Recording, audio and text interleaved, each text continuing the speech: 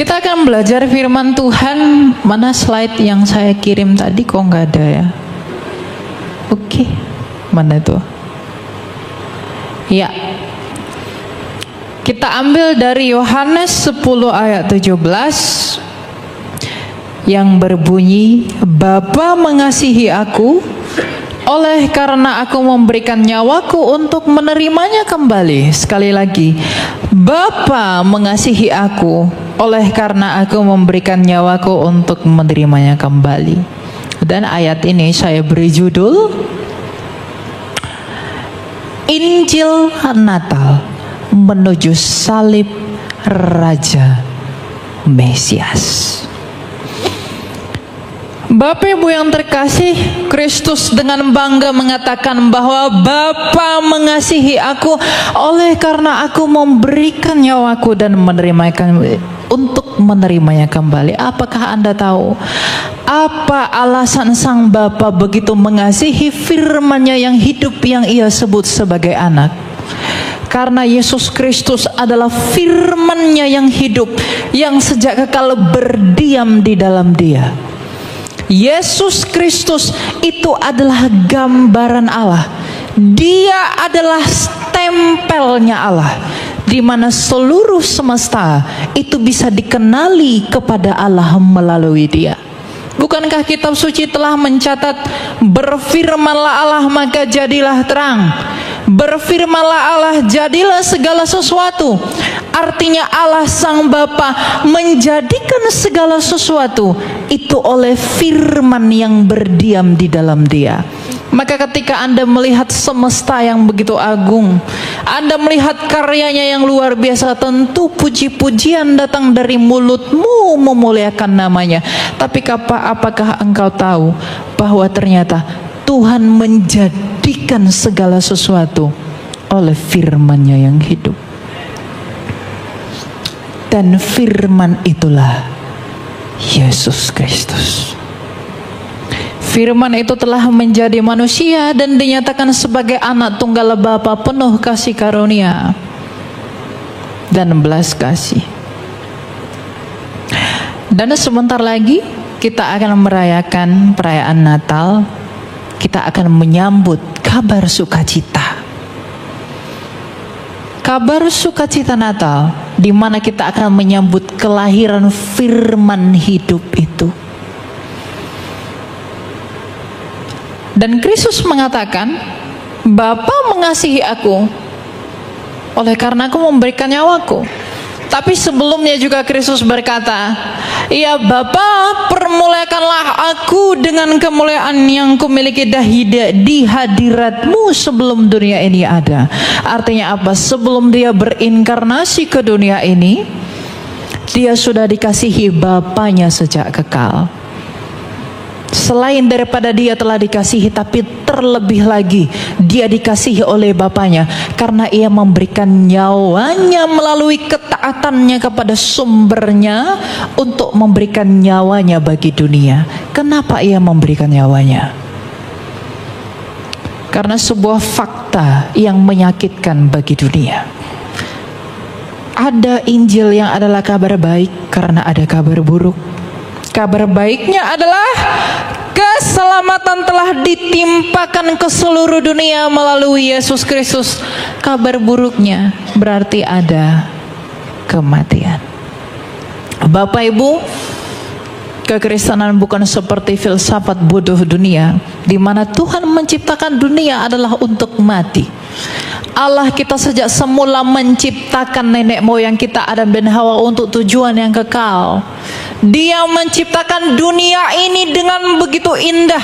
Dia menciptakan manusia menurut kekekalan, bahwa kamu dan saya itu diciptakan menurut gambar dan rupanya sendiri. Siapa gambar Allah? Kolose 1 ayat 15. Gambar Allah adalah Kristus sendiri. Jadi seluruh insan di dunia ini yang bernapas seharusnya tunduk kepada Kristus, karena kamu dicipta oleh Kristus. Karena kamu dicipta oleh Kristus, dan kita semua dicipta menurut gambarnya yang sempurna itu untuk tujuan yang kekal. Dengan demikian Tuhan menguji, maka kekekalan itu dirusak oleh ulah manusia.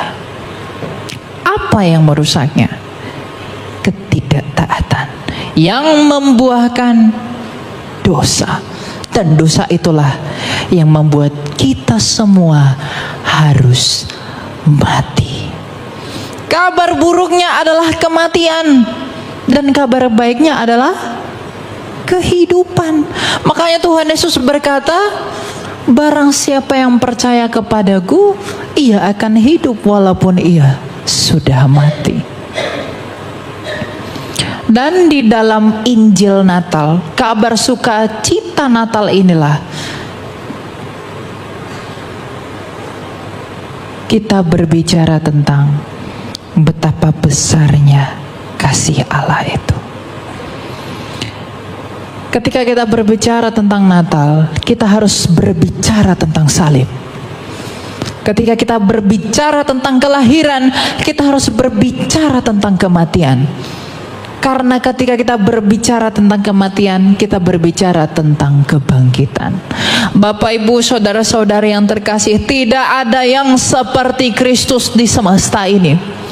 Bahwa pada mulanya Dia adalah firman yang hidup, yang datang dari Bapanya, yang menyatakan kasih Bapanya, bahwa kita bisa melihat kemuliaan Allah di dalam dirinya, dan apa yang Ia jadikan dan nyatakan menurut kehendak sumbernya. Oleh karena itu, karena Ia telah lahir, oleh karena Ia telah mati, dan Ia tidak hanya mati, tapi karena Ia telah bangkit, maka kita semua yang harus mati. Jikalau engkau mau memperoleh hidup, maka engkau harus percaya kepada Dia yang telah hidup kembali.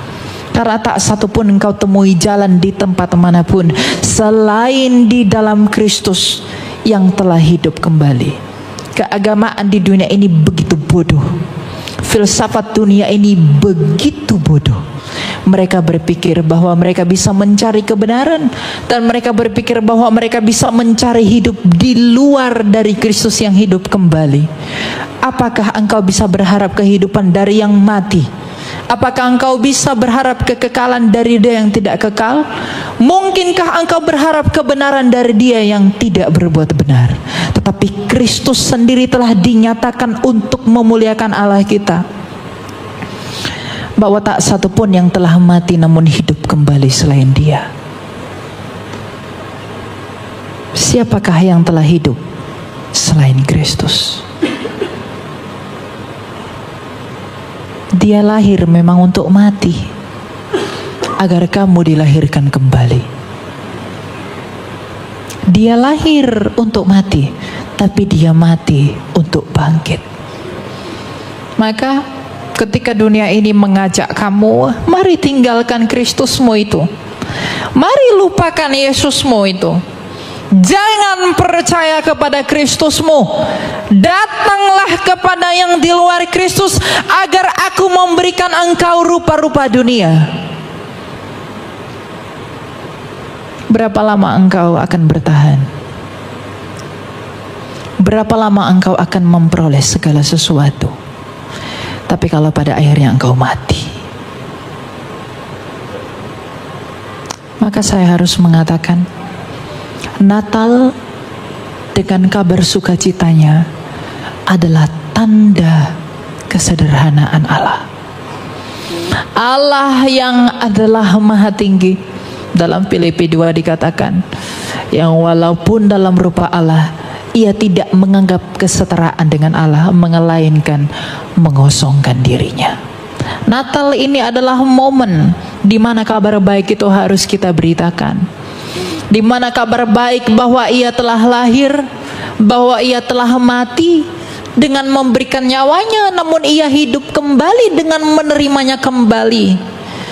Di dalam kehidupannya itulah kita bisa berharap ada hidup. Maka dengan demikian benarlah perkataan Tuhan kita dalam Yohanes 14:6, bahwa akulah jalan dan kebenaran dan hidup. Keagamaan di dunia ini selalu berusaha mencari jalan. You are wrong. Kristus adalah jalan. filsafat Yunani selalu mencari mana yang benar. Kristus berkata, I am the truth. Saya kebenaran. Jadi Kristus adalah jawaban bagi agama. Dia adalah jawaban bagi filsafat, dan dia adalah jawaban bagi hidup. Dan tak akan kamu temui yang seperti itu. Anak-anak muda, dengarkan ini. Mungkin di tengah-tengah zaman ini engkau dipengaruhi oleh pikiran-pikiran yang tidak dari Allah. Gak apa-apa, yang penting saya berbuat baik, yang penting saya benar, yang penting saya oke. Semua agama sama saja, tapi Kristus tidak pernah sama. Dia tidak pernah sama dengan apapun. Jangan engkau berhalakan yang lain, dan jangan engkau mendua kepada salib. Maka dengan demikian saya harus berkata kepada Bapak Ibu, siapakah orang saleh yang tidak mati? Siapakah orang kaya yang tidak mati? Siapakah orang kuat yang tidak mati? Jadi ketika mulutmu berkata bahwa dengan kebaikanku aku bisa menjangkau surga, dengan kebaikanku dan kebenaran yang ada padaku aku bisa mencapai Allah. Bukankah orang Farisi begitu taat pada ritual keagamaannya? Tapi apa kata Kristus? Wahai ular beludak.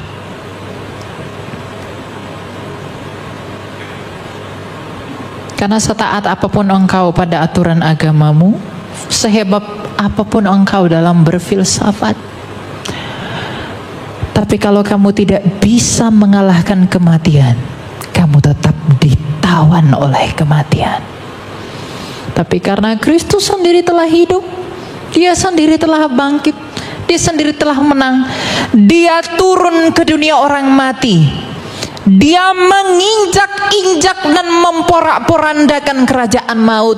Dia mengambil kunci itu dan bangkit sebagai pemenang. Dengan kebangkitannya, ia menggenapi janji Allah kepada Adam dan Hawa, bahwa anak laki-laki dari perempuan ini, ia yang akan meremukkan kepala ular, dan ular itu akan meremukkan tumitnya. Iblis itu berusaha meremukkan tumit Kristus dengan menyalibkannya, tetapi Kristus menginjak maut itu dengan kebangkitannya. Maka Alkitab berkata, di manakah sengatmu wahai maut? Jadi kalau Anda menyadari bahwa kita semua harus mati, kalau Anda menyadari bahwa semua orang harus binasa, maka tuntunlah jiwamu sendiri dan saudara-saudaramu yang kamu kasihi kepada Kristus yang telah hidup dan menang, agar mereka beroleh hidup. Tapi tentu lakukanlah bukan karena motivasi yang lain, lakukanlah oleh karena kasih. Tuhan Yesus sudah memberi kita perintah bahwa kamu harus mengasihi Allahmu dan mengasihi sesamamu. Kalau engkau mengaku mengasihi sesamamu, mungkinkah engkau membiarkan orang yang belum diinjili itu akan binasa? Di mana kasihmu ketika engkau berkata, tidak apa-apa kamu di luar Kristus, kamu akan selamat? Karena Allah tidak mungkin tega membuat kamu ke neraka. Jangan bodoh. Yang membuat kamu ke neraka bukan Allah, tapi dosamu sendiri. Siapa yang tidak berdosa? Jangan Anda berpikir bahwa Kristus yang sengaja mencampakkan kamu ke neraka. Tidak. Tapi dosa-dosamu lah yang menyeret jiwamu ke alam maut. Dan Kristus datang untuk mengalahkan maut itu. Dan ketika kamu percaya kepada Dia, maka kamu dibebaskan karena Dia telah menang atas maut. Maka kehidupan yang kekal, kebenaran yang sejati, jalan yang benar, itu hanya dapat kamu temui di dalam Injilnya Kristus. Di luar itu, kamu tidak bisa berbuat apa-apa. Di luar aku, engkau tidak dapat berbuat apa-apa, kata Tuhan kita. Benar. Karena apa yang bisa kau mau perbuat di luar Dia? nabi-nabi lain mengatakan bahwa percayalah kepadaku agar engkau hidup, tapi dia sendiri mati. Yang lain berkata, datanglah kepadaku, aku akan memberikanmu hal-hal seperti ini, tapi dia sendiri mati. Tapi Kristus berkata, percayalah kepadaku karena engkau akan memperoleh hidup. Mengapa dia harus mati? Untuk membuktikan kepadamu bahwa meskipun aku mati, aku berkuasa atas kematian. Jadi kalau orang bertanya, kenapa sih Tuhan mau mati? Memang dia harus mati untuk membuktikan ucapannya bahwa dia bukan pendusta. Karena dia berkata, I am the life. Akulah hidup. Jadi dia harus mati untuk membuktikan bahwa dia adalah kebangkitan. Kalau dia tidak mati, kita tidak tahu bahwa dia bangkit. Maka saya harus katakan, tidak ada kebanggaanmu selain Kristus. Tidak ada kekayaanmu selain Kristus. Salibnya Kristus, Injilnya Kristus adalah kekayaanmu. Di luar itu, kamu tidak bisa berbuat apa-apa. Maka kalau engkau sudah mengerti bahwa mengapa engkau harus tetap dan setia di dalam Injil, engkau sudah mengerti bahwa engkau harus setia di dalam perkenanan Allah, maka peganglah teguh iman itu. Jangan lepaskan, ajarkan itu kepada anak-anakmu, ajarkan itu kepada pasanganmu. Bawalah saudara dan sahabat karibmu agar ia juga mengecap karunia keselamatan itu sama seperti engkau telah mengecapnya. Agar apa? Agar engkau bisa memperoleh hidup yang kekal di langit bumi baru kelak. Kita dapat bertemu dalam kerajaannya yang penuh sukacita. Anda jangan berpikir bahwa di dunia yang berdosa ini adalah tujuanmu hidup. Memang sejak semula engkau dicipta di tempat ini, tapi bukan di tempat dalam keadaan yang berdosa, tapi dalam keadaan yang tidak berdosa. Maka karena Allah itu bukanlah Allah yang gagal, Dia menciptakan manusia untuk tujuan yang kekal dengan kondisi yang suci, tetapi ketidaktaatan manusia menajiskannya. Maka ketika Dia mencipta manusia oleh karena kasih, Dia memulihkan manusia melalui Yesus Kristus juga dengan kasih. Maka Dia menutupnya juga dengan kasih, karena Allah adalah kasih. Allah adalah kasih. Jadi jangan katakan, kenapa harus melalui Yesus? Kenapa tidak ada jalan lain? Mengapa hanya oleh karena Kristus? Yang Dia berikan itu yang paling berharga baginya, anaknya sendiri yang di dalam Dia, yang Dia hadiahkan bagi kamu. Dia tidak memberikan satu, Dia memberikan segalanya bagi kamu. Karena kamu dicipta menurut gambarnya Dia, maka kamu dipulihkan pun oleh gambarnya Dia. Untuk tujuan apa? Agar kamu segambar dan serupa dengan Dia di langit bumi baru. Jadi Bapak Ibu dan anak-anak muda secara khusus, di zaman ini engkau tidak dipanggil untuk berleha-leha di dunia ini. Engkau dipanggil untuk menjadi alat bagi pemberitaan Injil. Di dalam karirmu, di dalam bisnismu, di dalam pekerjaanmu, di dalam apapun yang kamu lakukan, Injil Kristus harus engkau beritakan melalui buah-buah hidupmu. Engkau harus menunjukkan, dan kemanapun engkau pergi, apapun yang kau lihat betapa besar dan megahnya dunia ini, betapa hebatnya seseorang di sana, betapa kerennya orang di sana, engkau harus memiliki perasaan dalam hatimu bahwa salib itu yang membuat aku hidup. Salib itu yang menjadi kebanggaanku kemanapun kamu pergi. engkau jangan tergoda dengan pengajaran-pengajaran bodoh dunia. Saya harus mengatakan bodoh. Kenapa? Karena kebodohan bagi dunia adalah hikmat bagi Allah. Tapi hikmat bagi dunia adalah kebodohan bagi Allah. Makanya Rasul Paulus, rasul yang begitu kita cintai, dia berkata, pemberitaan tentang salib adalah kebodohan bagi dunia, tetapi itu adalah kekuatan bagi Allah. Jadi kalau engkau masih berpikir salib itu adalah sebuah kebodohan, maka engkau adalah orang-orang yang mau binasa. Tapi kalau kau dalam hatimu berpikir, oleh salib aku dipulihkan, oleh salib aku dimenangkan, oleh salib aku dapat bertemu dengan Allah, maka kasih karunia Tuhan menyertai kamu senantiasa. Maka mana tadi judul yang tadi?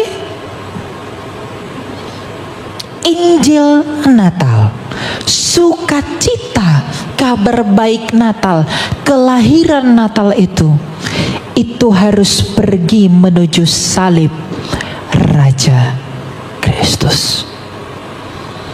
Karena Natal itu ada, karena salib itu ada. Apa yang dinantikan para nabi? Apa yang dirindukan para nabi? Apa yang dirindukan Musa? Apa yang dirindukan Elia? Apa yang dirindukan oleh Daud? Musa berkata, yang seperti aku akan datang. Daud berkata, tangan dan kakinya akan terpaku, dan ia akan mengucapkan, Eli, Eli lama sabachthani. Mika mengatakan, dia akan lahir di kandang domba. Yesaya mengatakan, ia akan diletakkan di antara dua orang penjahat, dan dia mengalami penderitaan itu bukan oleh karena kesalahannya, tapi oleh bilur-bilurnya kita menjadi sembuh. Para nabi selama ribuan tahun menanti-nantikan satu anak ini, dan 2028 tahun yang lalu lahirlah dia di Bethlehem yang bernama Yesus Kristus. Dan sebentar lagi kita akan merayakan Natal. Natal itu bukan tradisi pagan, Natal itu tradisi sorgawi. Karena yang pertama kali merayakan Natal adalah malaikat. Karena kelahirannya adalah sukacita bagi dunia. Karena dunia telah bersukacita bahwa dia telah lahir, tapi terlebih-lebih lagi dunia bersukacita karena dia telah mati dan hidup kembali. Makanya ayat yang saya ambil, Bapa mengasihi aku oleh karena aku memberikan nyawaku untuk menerimanya kembali. Di dalam satu ayat itu seluruh tema Injil Mesias itu diberitakan. Karena kasih dia datang, dia lahir. Karena kasih ia mati, karena kasih ia hidup. Maka karena kasih kita dipulihkan di dalam hidup itu. Jadi jangan saya temui di tempat ini Bapak Ibu yang belum sungguh-sungguh percaya kepada Kristus. Sungguh-sungguhlah percaya kepada Kristus. Karena tanpa dia kita bukanlah apa-apa. Cintailah Kristus dengan segenap hatimu. Kristus adalah Raja, dan tidak ada suatu apapun di semesta ini di mana Kristus bukanlah rajanya. Dia adalah penguasa segala sesuatu.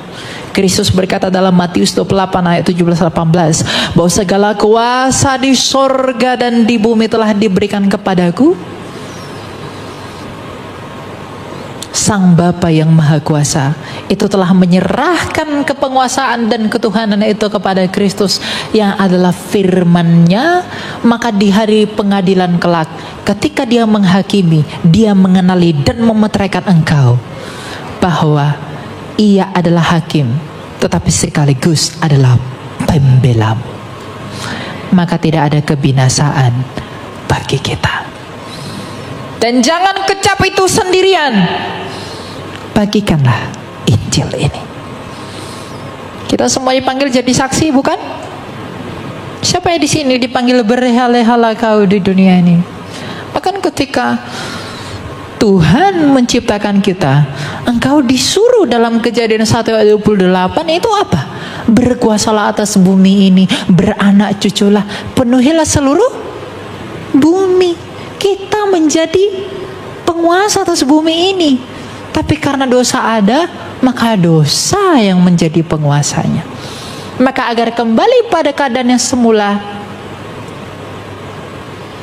saya pikir ada ayatnya di belakang. Percayalah kepada Dia. Allah memberkati mereka, lalu Allah berfirman kepada mereka, beranak cuculah dan bertambah banyak, penuhilah bumi dan taklukkanlah itu, berkuasalah